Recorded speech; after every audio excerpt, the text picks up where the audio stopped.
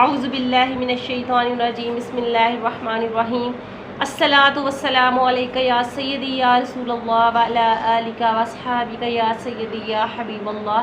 السلام علیکم ورحمۃ اللہ وبرکاتہ۔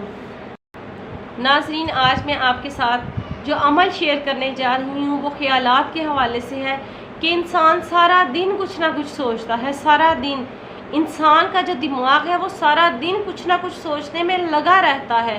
ایسا نہیں ہو سکتا کہ انسان کا دماغ سارا دن کچھ نہ سوچے۔ سارا دن ہم کسی نہ کسی سوچ میں ڈوبے رہتے ہیں۔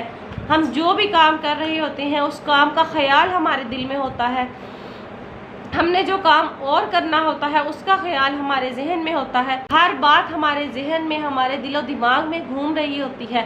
ہم جہاں ہوں گے ہمیں اسی چیز کے خیال آ رہے ہوں گے۔ اگر ہم کسی بری جگہ سے گزریں گے تو ہمیں برے خیال آئیں گے کہ اس جگہ سے ہمیں بالکل بھی اچھا محسوس نہیں ہوا، تو ہمارا ذہن جو سوچے گا وہ غلط سوچے گا، غلط خیالات کا اظہار کرے گا۔ اور اگر ہم کسی اچھی جگہ پہ یا کسی پھولوں والی جگہ سے گزریں گے تو ہمارا ذہن اچھے خیالات کرے گا، ہمارا ذہن اچھا سوچے گا۔ ہم جس جگہ ہوں گے ہمارا جو ذہن ہوگا وہ اسی ہی سوچوں میں ہوگا۔ اگر ہم مدینے میں ہوں گے تو ہمیں خیال مدینے والے کا ہوگا۔ اگر ہم گنبد خضرا کے سائے میں ہوں گے تو ہمیں اتنے ہی اچھے خیالات آئیں گے۔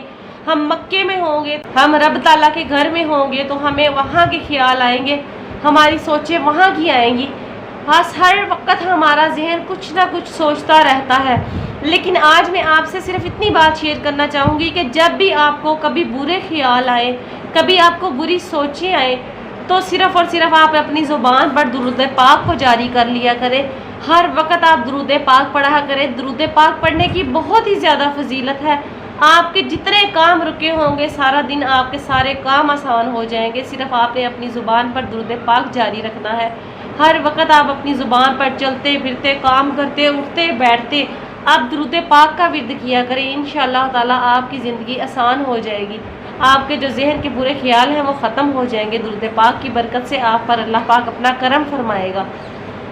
ناظرین، میری ویڈیو کو دوسروں کے ساتھ صدقہ جاریہ سمجھ کے شیئر کر دیں اور میرے چینل کو سبسکرائب کر دیں، اور مجھے بھی دعاؤں میں یاد رکھیے گا۔ اللہ پاک آپ پر بھی اپنا کرم اور فضل رکھے۔ مجھے دیجیے اجازت۔ اللہ حافظ۔